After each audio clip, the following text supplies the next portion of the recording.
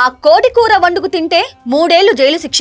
వినడానికే విడ్డూరంగా ఉంది కదూ. రోజు టన్నుల కొద్దీ చికెన్ మార్కెట్ లో అమ్ముడవుతూ ఉంటే కోడిని తింటే జైలుకు పంపడం ఏంటి అనుకుంటున్నారా?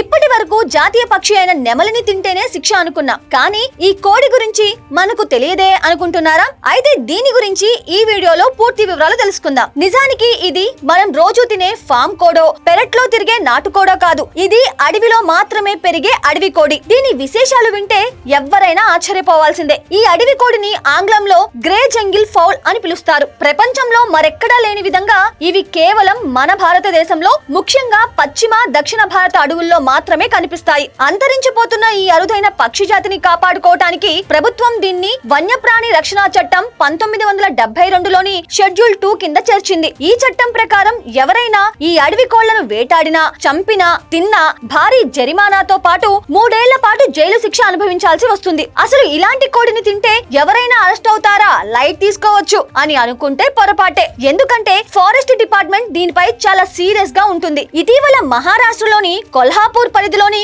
గగన్ బావ్దా అడవి ప్రాంతంలో ఈ అడవి కోడిని వేటాడిన 4 వేటగాళ్లను అటవీ అధికారులు రెడ్ హ్యాండెడ్ గా పట్టుకొని అరెస్టు చేశారు. వారి నుంచి వేట తుపాకులు, బైక్లను కూడా స్వాధీనం చేసుకున్నారు. అలాగే కోల్కతాలో వీటి ఈకలను అక్రమంగా రవాణా చేస్తున్న ఒక స్మగ్లర్ ను పట్టుకోగా అతని వద్ద వందల సంఖ్యలో ఈ అడవి కోడి ఈకలు దొరకటం సంచలనం సృష్టించింది. ఈ అడవి కోడికి ఒక ప్రత్యేకత ఉంది. సాధారణంగా మనం ఇంట్లో పెంచుకునే కోళ్లకు ఇవే పూర్వీకులు అని శాస్త్రవేత్తలు చెబుతారు. అయితే వీటి పుంజులు చాలా ఆకర్షణీయమైన రంగురంగుల ఈకలతో మెరిసిపోతూ ఉంటాయి. బ్రిటిష్ కాలంలో ఈ కోడి ఈకలకు విపరీతమైన డిమాండ్ ఉండేది. వీటి ఈకలతో అప్పట్లో టోపీలను అలంకరించుకునేవారు. అలాగే చేపలు పట్టే గాలాలకు రంగురంగుల ఎరలుగా వాడేవారు. అందుకే వీటిని విపరీతంగా వేటాడి నాశనం చేసేశారు. ఈ పక్షుల జీవన శైలి కూడా చాలా ఆసక్తికరంగా ఉంటుంది. ఇవి సాధారణంగా నేలపైనే తిరుగుతూ చిన్న అలికిడి వినపడినా క్షణాల్లో అక్కడి నుంచి పారిపోతాయి. ఒకవేళ వీటికి ఏదైనా ప్రాణాపాయం ఉందనిపిస్తే మాత్రం సాధారణ కోళ్లలా కాకుండా